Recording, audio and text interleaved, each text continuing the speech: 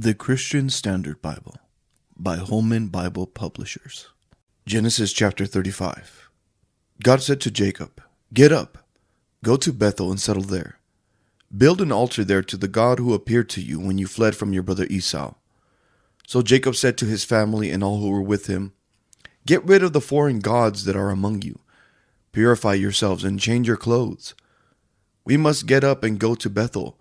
I will build an altar there to the God who answered me in my day of distress. He has been with me everywhere I have gone."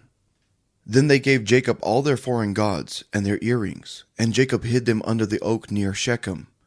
When they set out, a terror from God came over the cities around them, and they did not pursue Jacob's sons.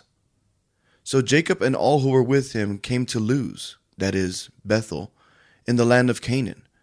Jacob built an altar there and called the place El Bethel, because it was there that God had revealed himself to him when he was fleeing from his brother.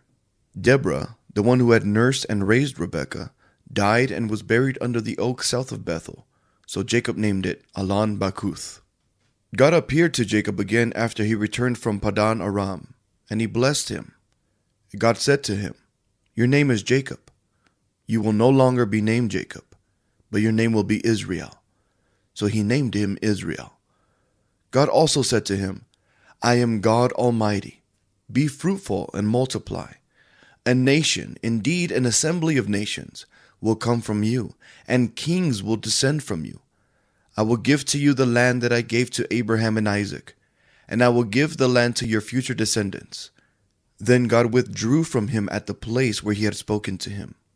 Jacob set up a marker at the place where he had spoken to him, a stone marker. He poured a drink offering on it and poured oil on it. Jacob named the place where God had spoken with him Bethel. They set out from Bethel. When they were some distance from Ephrath, Rachel began to give birth, and her labor was difficult. During her difficult labor, the midwife said to her, "Don't be afraid, for you have another son."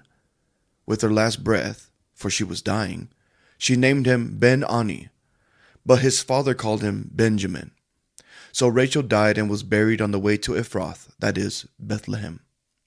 Jacob set up a marker on her grave. It is the marker at Rachel's grave still today. Israel set out again and pitched his tent beyond the Tower of Eder. While Israel was living in that region, Reuben went in and slept with his father's concubine Bilhah, and Israel heard about it. Jacob had 12 sons. Leah's sons were Reuben, Jacob's firstborn, Simeon, Levi, Judah, Issachar, and Zebulun. Rachel's sons were Joseph and Benjamin. The sons of Rachel's slave Bilhah were Dan and Naphtali. The sons of Leah's slave Zilpah were Gad and Asher. These are the sons of Jacob, who were born to him in Padan Aram. Jacob came to his father Isaac at Mamre in Kiriath Arba, that is Hebron, where Abraham and Isaac had stayed. Isaac lived 180 years. He took his last breath and died, and was gathered to his people, old and full of days. His sons Esau and Jacob buried him.